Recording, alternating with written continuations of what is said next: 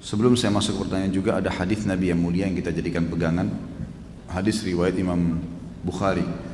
Bahwasanya waktu Nabi SAW duduk dengan Ibnu Abbas radhiyallahu anhu, Nabi SAW mengatakan, wahai anak kecil,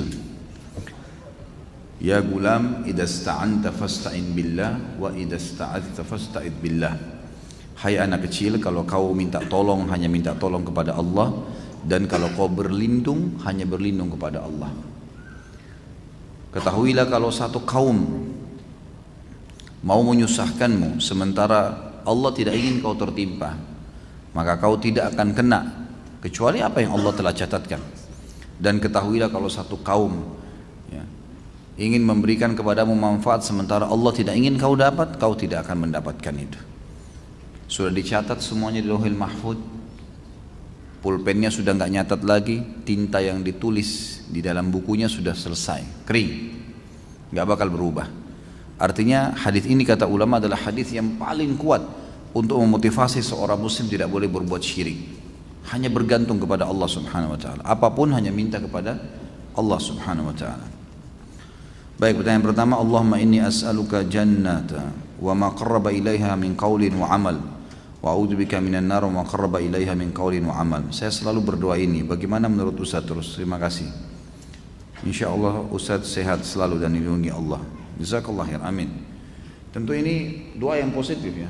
Dan ini memang ada hadis Nabi SAW secara global dalam riwayat Bukhari yang berbunyi, siapa yang meminta surga 3 kali di pagi hari, ada riwayat lain menambahkan dan di sore hari, serta meminta dijauhkan dari neraka 3 kali juga di pagi dan sore hari, maka surga akan berkata, ya Allah masukkanlah dia ke dalam saya, dan neraka akan berkata, jauhkanlah dia dari saya. Jadi surga berdoa agar kita masuk ke dalamnya, neraka minta kepada Allah agar tidak dimasukkan ke dalamnya. Maka dari hadis ini banyak ulama yang menulis doa-doa, diantaranya doa seperti ini, ya Allah, yang artinya kurang lebih saya meminta surgamu dan apapun yang membawa saya untuk bisa masuk ke sana, yang mendekatkan saya pada surga itu baik dari perkataan ataupun perbuatan, dan saya menjauhkan diri dari neraka dan apapun yang membuat saya dekat atau bahkan masuk ke neraka dari perbuatan, dari perkataan dan perbuatan. Kalau ini Allah alam yang saya tahu positif saja, karena ada hadis yang menyebutkan masalah itu. Ustaz, apakah ada riwayat bagaimana bangsa jin mempelajari Al-Quran pada saat Al-Quran diturunkan kepada Rasulullah SAW? Mohon didoakan Ustaz, istri saya sedang sakit, ada kista di belakang otaknya, mohon doa agar Allah SWT mengangkat penyakitnya tanpa tersisa. Allahumma amin. Semoga Allah SWT mengangkat penyakit istri antum dan semua istrinya muslimin yang sedang bermasalah, semua juga laki-laki muslim tentunya yang sedang sakit, semoga Allah sembuhkan. Dan yang perlu diketahui bahwasanya semua fenomena dunia ini, dari sakit, dari susah, cobaan, itu warna kehidupan. Insya Allah Allah SWT tentu memberikan kita cara-cara ikhtiar, selain berobat juga kita berdoa, dan mudah-mudahan insya Allah doa ini termasuk ikhtiar kita untuk mendoakan agar bisa sembuh. Tapi yang penting insya Allah ini cuma sifatnya duniawi, sebentar menuju ke akhirat habis semuanya. Orang yang lumpuh kata ulama nanti di akhirat dibangkitkan sempurna. Orang yang sakit akan sehat. Semuanya laki-laki akan sama postur tubuhnya, semua perempuan akan sama postur tubuhnya. Ya insya Allah ini hanya dunia akan dilaluin. Sabar sambil ikhtiar, terima itu takdirnya Allah, akan ada pahalanya yang besar.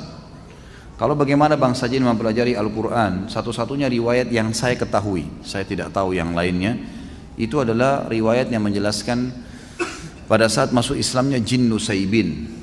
Jin Nusaybin, jin yang datang dari wilayah Irak. Dan ini sudah saya jelaskan panjang lebar riwayatnya pada saat membahas sirah juga. Dan itu ada di web, bisa dilihat. Saya lupa ya episode yang keberapa, karena kalau nggak salah sekarang sudah 27. Waktu peninggalnya Abu Talib dan Khadijah, maka dikenal pada saat itu tahun kesedihan, karena Nabi SAW sangat sedih. Maka Allah SWT menghibur Nabi SAW dengan 2 kejadian besar, masuk Islamnya jin Nusaybin dan Isra dan Mi'raj. Nah, masuk Islamnya jin Nusaybin diceritakan oleh Ibnu Mas'ud radhiyallahu anhu dalam hadis-hadis yang sahih. Beliau mengatakan, saya pernah jalan bersama Nabi SAW ke wilayah dekat Ma'la, kuburan yang masyarakat Mekah pada saat itu, dan Khadijah dikubur di situ radhiyallahu anha. Maka Nabi SAW menggaris sebuah garis lalu mengatakan kepadaku, jangan kau ikut. Lalu kemudian aku melihat Nabi SAW jalan terus menuju ke sebuah padang yang luas. Lalu aku melihat ada orang-orang yang mendekati Nabi SAW yang kepala mereka seperti kendi. Lalu mereka terus mengurumuni Nabi SAW sampai hampir menutupinya. Maka saya pun berdiri ingin membantu Nabi SAW. Maka Nabi memberikan isyarat dari jauh agar saya duduk, gitu kan. Maka saya mendengarkan Nabi SAW membacakan ayat-ayat Al-Quran kepada mereka. Lalu Allah menceritakan tentang golongan jin ini dalam ayat Al-Quran, bahwasanya mereka datang, mereka mendengarkan.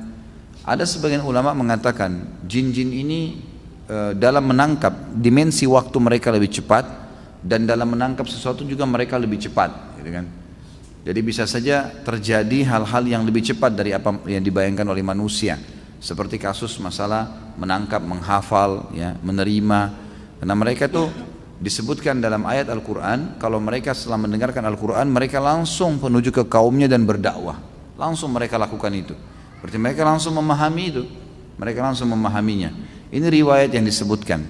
Tentang bagaimana mereka mempelajarinya, apakah seperti kita dari huruf hijaiyah dulu dan seterusnya, ini saya tidak pernah tahu. Tapi pengalaman saya pernah meruqyah, ada jin yang mengaku kafir. Kemudian saya mengajarkan kepadanya pada saat saya ajak syahadat dan dia syahadat, kemudian saya ajarkan kepadanya ayat Al-Quran dalam hitungan 1 kali saya ulangin, terus dia sudah bisa ulangin, ya, gitu. Dari pemahaman saya pada saat itu sebenarnya dia langsung bisa menangkapnya. Saya sering menyampaikan ke anak-anak saya bahwa kita dapat melihat Allah Subhanahu wa Ta'ala setelah kita meninggal nanti. Selain itu bukan Tuhan, nak. Bohong jika ada Tuhan yang bisa dilihat di dunia ini. Apa pertanyaannya ini? Mungkin apakah ini boleh atau tidak kali ya? Ya setahu saya boleh, itu benar. Ya, memang betul, tidak ada Tuhan selain Allah. Dan kalau ada yang mengaku selain Allah mengatakan Tuhan, maka itu tidak benar. Termasuk tidak akan pernah dilihat di dunia. Memang itu sudah betul.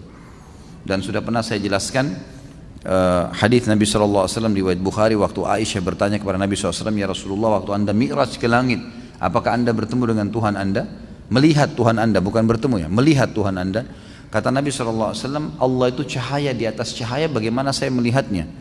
Maka ulama pun sepakat mengatakan semua nabi-nabi juga belum ada yang lihat Allah.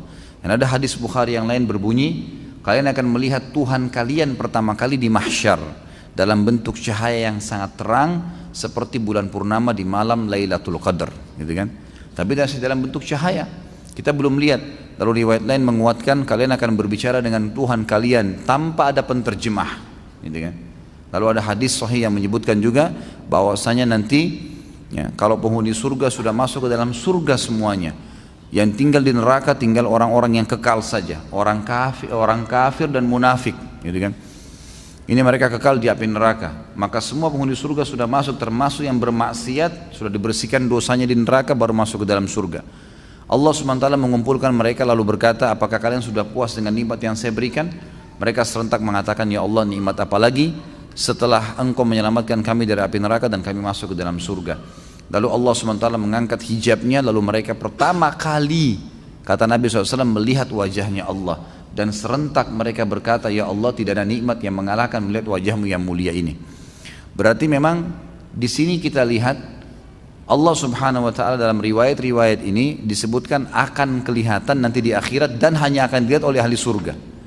Sampai kalau kita baca buku-buku tentang surga, kayak pernah buku-buku yang saya sebutkan, ada Tamasya ke Surga, ada Rasulullah SAW cerita tentang surga, beberapa buku tentang surga yang disebutkan yang sudah diterjemahkan ke bahasa Indonesia, itu semuanya sepakat menyebutkan nikmat terbesar di surga adalah melihat wajahnya Allah yang mulia. Maka sudah tepat kalau kita katakan Tuhan tidak ada kecuali Allah, dan Tuhan itu hanya akan kelihatan di akhirat, dan hanya kalau ada yang terlihat di dunia berarti itu bohong, itu bukan Tuhan. Itu betul, karena memang ada dalil sahih yang menjelaskan masalah itu. Bagaimana kalau ada seorang ustadz atau kiai yang bisa melihat hal-hal gaib dan masa depan, apakah ini juga termasuk syirik? Ini maaf, bukan kiai, ya. Ini dukun, ini dukun. Nggak ada itu. Bagaimana cara? Gitu kan? Ini semua tidak mungkin terjadi. Ini semua khurafat yang masuk ke dalam sebagian orang dan memakai nama suci. Nama kiai itu suci. Kiai, guru, ustadz, itu semua nama-nama yang suci sebenarnya, nama orang-orang yang menyampaikan agama Allah. Bagaimana mereka bisa kontaminasikan dengan melihat jin lah, melihat inilah, menebak masa depan? Ini nggak ada semuanya, gitu kan? Nabi Muhammad SAW, guru dan kiai kita, disepakati oleh semua ya kaum muslimin. Nggak ada orang yang berani mengatakan, kecuali dia bukan muslim, bahwasanya Muhammad bukan kiai saya SAW. Kita pasti mengaku beliau kiai kita yang paling besar. Semua mazhab apapun ikut kembali kepada Nabi SAW. Nabi SAW kalau didatangin oleh beberapa sahabat yang bertanya, dan beliau belum tahu hukumnya, belum ada wahyu, beliau diam, tidak ngomong. Nunggu sampai turun wahyu, baru beliau mengatakan, siapa tadi yang bertanya? Si fulan angkat tangan, telah datang kepada saya wahyu begini. Nabi SAW tidak tahu yang gaib, menunggu informasi datang. Bahkan kadang-kadang lewat 1-2 hari baru Nabi SAW menerima wahyunya, gitu kan? Waktu dituduh Aisyah berzina, nanti akan kita bahas itu dalam dosa besar tentang menuduh orang mukminah berzina. Itu sempat wahyu terputus dari Nabi SAW kalau tidak salah sebulan, nggak ada wahyu turun. Nabi SAW tidak tahu benar nggak istrinya berzina nih, sampai beliau bingung sendiri menghadapi Aisyah pada saat itu. Ngumpulin sahabat, nanya, sahabat bertengkar, ribut, ada yang dukung, ada yang enggak. Datang ke rumahnya Aisyah, ditanyakan Aisyah, Aisyah mengatakan tidak, saya tidak melakukan, sampai turun firman Allah Subhanahu Wa Taala. Nabi SAW terjadi pada rumah tangganya, turun ayat Al-Quran, nanti akan kita bahas tuh. Ayat-ayatnya lengkap semua menceritakan. Beliau tidak tahu yang gaib. Bagaimana ada orang yang mengaku kiai kemudian bisa melihat yang gaib, bisa tahu masa depan? Bagaimana caranya? Allah mengatakan dalam Al-Quran tentang Nabi SAW, dan Nabi disuruh ucapkan itu. A'udzu billahi minasyaitonir rajim. Qul law kuntu a'lamul ghaiba lastakthartu minal khairi wa ma massani as-su. Katakan hai Muhammad kepada mereka, kalau saya ini tahu yang gaib, maka pasti saya akan perbanyak kebaikan-kebaikan dan saya tidak akan ditimpa masalah. Tidak akan ditimpa masalah karena sudah tahu, oh di sana nanti ada orang yang ganggu saya. Udah, saya nggak usah ke sana. Nabi SAW di perang Uhud kena pedang. Sampai kemarin kita bahas kabar Abdurrahman bin Auf, bagaimana melengket pedang di topi besi beliau, dan Abdurrahman cabut radhiyallahu anhu dengan giginya sampai giginya tanggal, luka berdarah kening Nabi SAW. Gigi beliau sempat pecah, pundak beliau sempat kena hantaman pedang orang kafir. Nabi SAW tidak tahu itu sebelum keluar dari Uhud, keluar dari Madinah, nggak tahu sama sekali. Bahkan beliau mengatakan, saya rasakan sakitnya sebulan, gitu kan. Kalau Nabi SAW tahu, Nabi tidak akan keluar. Tapi memang begitulah, gitu kan. Memang tidak ada yang tahu. Dan ini sudah panjang lebar. Ada juga judul di YouTube, bisa dilihat ceramah saya, Kiaiku Muhammad, Kiai Anda siapa. Panjang lebar saya jelaskan. Banyak dalil-dalil Al-Quran, banyak sekali yang menjelaskan kalau Nabi SAW tidak tahu hal-hal yang gaib, tidak tahu masa depan, gitu kan. Jelas semuanya itu. Pak Ustadz, apakah saya termasuk syirik? Saya ikut asuransi dengan pemikiran jikalau ditimpa sakit ada jaminan untuk berobat. Itu bukan syirik, kan? Itu bukan syirik, kan? Karena itu bentuk ikhtiar, bentuk ikhtiar. Saya makan makanan yang sehat supaya saya tidak sakit. Nah, itu ikhtiar, berbeda. Syirik ini begini, syirik ini dasarnya ibadah dialihkan kepada selain Allah. Tadi saya kasih contoh. Menyembeli itu mestinya untuk Allah, baca bismillah, hadap kiblat, ada caranya, tapi enggak dibawa ke kuburan, dikasih pohon, gitu kan. Seperti saya dengar fenomena di kota Makassar kemarin, ada seorang pengusaha punya kapal besar, masya Allah, pedagang kayu, papan-papan dari Kalimantan dibawa ke Jawa, dibawa ke Sulawesi. Waktu saya jelasin masalah syirik, dia bilang, Ustadz sudah tahu belum, di pelabuhan kota Makassar nih, itu setiap kapal baru mau diturunkan, diluncurkan, pasti mereka sembeli kambing lempar ke lautan. Untuk apa, Pak? Ya supaya kapalnya selamat. Ini syirik. Apa hubungannya kambing dilempar ke air? Coba dia kasih kita makan kan kambing itu. Kasih orang miskin, anak yatim lebih baik. Ngapain dilempar? Hanya dimakanin oleh ikan. Tapi bagi syaitan, dia nggak penting antum ini mau sembeli kambing atau nyamuk, yang penting syirik, yang penting nyembeli niat dia untuk selain Allah, gitu. Yang penting dia sekutukan Allah di situ. Doa disuruh minta hanya kepada Allah, enggak datang minta-minta kepada benda, pohon, kuburan. Saya sudah kasih contoh. Ada fenomena banyak di Indonesia, kuburan-kuburan yang dikultuskan kalau itu kuburan hebat, gitu kan. Maka mereka kalau baru menikah datang ke sana minta diberkahi. Ini nggak boleh semuanya. Dari mana ini? Taruh air di kuburan 3 hari dianggap berkah. Padahal kalau dia taruh di kulkas enak dingin tuh. Taruh di kuburan ngapain gitu? Orang butuh didoain gitu. Sekarang sudah tambah hebat nih, teman-teman lagi pada kirimin saya masuk di WhatsApp tuh. Sekarang kuburan dipasangin MP3 Al-Quran supaya 24 jam ngaji. Kalau begitu enak sekali koruptor tuh. Hah? Pezina, pemabuk, pasangin aja Al-Quran itu katanya diampuni dosanya. Luar biasa, ini dari mana? Tidak pernah dalam riwayat Nabi datang baca Al-Quran di atas kuburannya sahabat. Kenapa kita ini tidak mau kembali ke riwayat yang benar sih? Suka iseng nyari sesuatu yang tidak ada dasarnya, kenapa itu? Hah? Wahyu sudah ada, Al-Quran sudah lengkap 30 juz, hadis sudah jutaan jumlahnya, baca itu. Ini kebanyakan karena nggak mau baca ini, nggak mau membaca, akhirnya begitu, ngarang-ngarang sembarangan. Kita sudah punya rujukan kok, gitu. Kenapa harus kesana sini? Gitu. Adakah doa yang dapat ditujukan kepada seseorang untuk dia membayar hutangnya pada kita? Setahu saya tidak tahu ya, tidak ada riwayat khusus masalah ini. Yang ada riwayat itu kalau kita terlilit utang, gitu kan? Karena Ibnu Abbas mengatakan kalau engkau membaca dalam riwayat sahih, kalau engkau membaca Allahumma kfini bihalalika an haramik waqdin bi fadlika amman siwak. Allahumma kfini bihalalika an haramik, ya Allah cukupkanlah aku menikmati yang halalmu dan jauhkan aku dari yang haram, waqdini bifadlika amman siwak, dan lepaskan saya dari ketergantungan kepada selainmu, maka akan dibayarkan utangmu oleh Allah walaupun memenuhi langit, kata Ibnu Abbas radhiyallahu anhu. Ini harus diamalkan, dan ingat kalau berdoa ikutkan dengan hadis Nabi yang lain riwayat Bukhari, ud'ullaha mukinuna bil ijabah. Berdoa sama Allah diikuti dengan keyakinan penuh Allah akan ijabah. Fa innallaha la yaqbalu ad-du'a min qalbil ghafil. Allah tidak akan pernah terima doa dari hati yang lalai. Doa ya Allah diterima enggak ya? Ragu.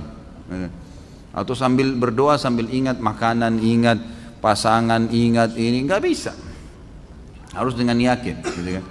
Jadi kalau doa untuk buat orang lain bayar, Allah alam yang saya tahu berdoa kepada Allah bisa, itu bukan mustahil. Pernah terjadi dalam sebuah riwayat yang sahih, Umar bin Khattab pada saat mengirim pasukan di perang Qadisiyah, menembus ya benteng-benteng Persia. Nah pada saat itu pasukan muslimin yang masuk dari 12.000 orang pasukan ini, itu kan kalau pasukan jihad masuk dan menang, berarti lokasi yang ditembus itu menjadi harta rampasan perang. Jadi miliknya mereka, miliknya mujahid. Jumlah mereka kecil, wilayah Persia besar, gitu kan? Ini kalau dibagi ini luar biasa gitu. Maka waktu itu mereka sudah mau bagi, tapi sebelumnya minta saran Umar bin Khattab. Umar berpikir untuk apa? Mujahid ini nggak butuh sebanyak ini. Maka Umar bin Khattab juga berpikir mereka mu'allaf, baru masuk Islam, baru mengenal Islam lebih baik. Ganimah ini harta rampasan perang dibagi aja, tetap pemiliknya tapi dikasih setengah kepada para mujahid. Waktu itu Bilal radhiyallahu anhu sahabat Nabi yang lain menolak.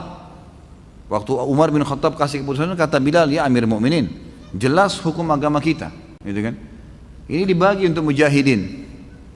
Maka Umar bin Khattab mengatakan, wahai Bilal, pikirkanlah, kalau kau mendapatkan sekian bagian dari Persia, kau mau apain tuh harta? Banyak sekali, gitu kan? Dan mereka itu orang-orang yang baru masuk Islam. Lebih baik kamu berbagi dengan dia sambil kamu ajarkan Islam. Ini pendapat Umar. Tapi Bilal tetap ngotot, nggak mau. Kata Umar, saya pun meminta tolong kepada Allah agar melunakkan hati Bilal melalui doa malam saya. Maka Umar bin Khattab sujud berdoa kepada Allah di salat malam. Ya Allah, lunakkanlah hati Bilal. Ya Allah, lunakkan, terus begitu. Kata Umar radhiyallahu anhu, pas tiba habis sholat subuh, Bilal datang kepada saya mengatakan, saya ridho kepada hukummu hai Amir Mukminin, gitu kan? Jadi bukan mustahil berdoa, doakan. Ya Allah lunakkan hatinya supaya dia bisa membayar utangnya, gitu kan? Sambil tentu kita muhasabah teman-teman sekalian. Jadi kadang-kadang kita juga ini terlalu banyak, terlalu pintar menyalahkan orang, tidak bermuhasabah. Apa yang terjadi, sesuatu yang terjadi pada kita, yang paling pertama hisab diri kita dulu. Ada masalah apa saya ini? Jangan sampai orang ini gunjing karena saya pernah gunjing orang. Jangan sampai utang ini mungkin saya pernah utang sama orang saya nggak bayar. Jadi kita muhasabah dulu. Kalau kita sudah tidak temukan variabel kesalahan kita, nah baru gitu. Baru kita mungkin ini cobaan murni, bukan karena kesalahan saya. Tapi kalau kita memang dasarnya ada kesalahan dulu, mintalah kepada Allah mudah-mudahan jadi pengampunan dosa gitu.